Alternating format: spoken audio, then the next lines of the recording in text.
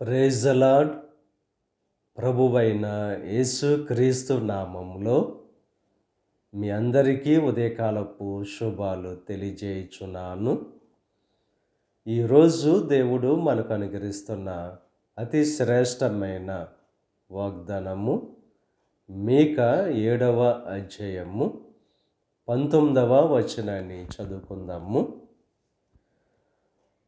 ఆయన మరల మన యందు జాలిపడును.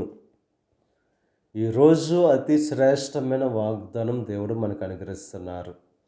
మన పాపాలను బట్టి, మన దోషాలను బట్టి దేవునికి కోపము కలిగిన ఆయన మరల మన యందు జాలిపడతానని చెప్పి వాగ్దానం చేస్తున్నారు. ఆయన కనికర సంపన్నుడు, జాలి చూపే దేవుడు. ఆయన కోపము నిమిషం మాత్రం ఉంటుంది కానీ ఆయన దయ ఆయుష్కాలమంతా చూపే దేవుడు, తరతరాలు కనికరాన్ని చూపే దేవుడు. ఉదయకాల సమయంలో మనం చేసిన దోషాలను బట్టి, మనం చేసిన పాపాలను బట్టి ఎప్పుడైతే పశ్చాత్తాప పడతామో మరలా ఆయన జాలి చూపే దేవుడు, క్షమించే దేవుడు. పాపాత్మురాలైన స్త్రీని రాళ్ళతో కొట్టడానికి మనుషులు ప్రయత్నం చేస్తే ఆ స్త్రీ యొక్క పశ్చాత్తాప హృదయాన్ని బట్టి దేవుడు సమస్త పాపాల నుండి క్షమించి విడుదల కలుగు చేశాడు.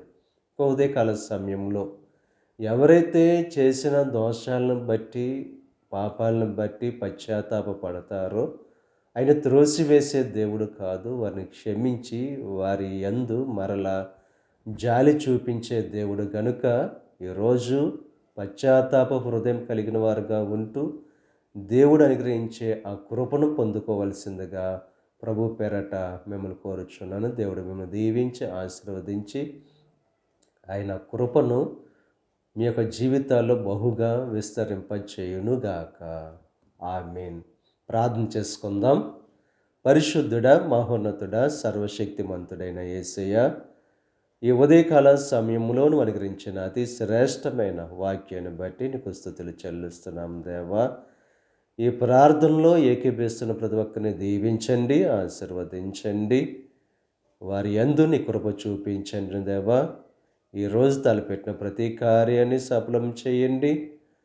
వారి రాకపోకల్లో నీకు సహాయం అనుగ్రహించండి.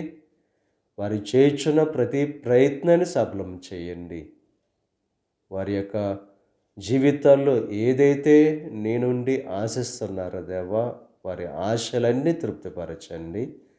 ఈ దిన ఆశీర్వాదాలు ప్రతి ఒక్కరి మీద మెండుగా క్రమరింపచేసి నీ దీవులతో నింపి నడిపించమని మా ప్రభువైన యేసు క్రీస్తు నామం పేరట వేడుకొనుచున్నాం తండ్రి. ఆమేన్. తండ్రి, కుమార, పరిశుద్ధాత్మ త్రియేక దేవుని యొక్క కృప సదాకాలం మనకు తోడై ఉండి దేవుని యొక్క దీవెనలు ఆశీర్వాదాలతో నింపి నడిపించునుగాక. ఆమేన్.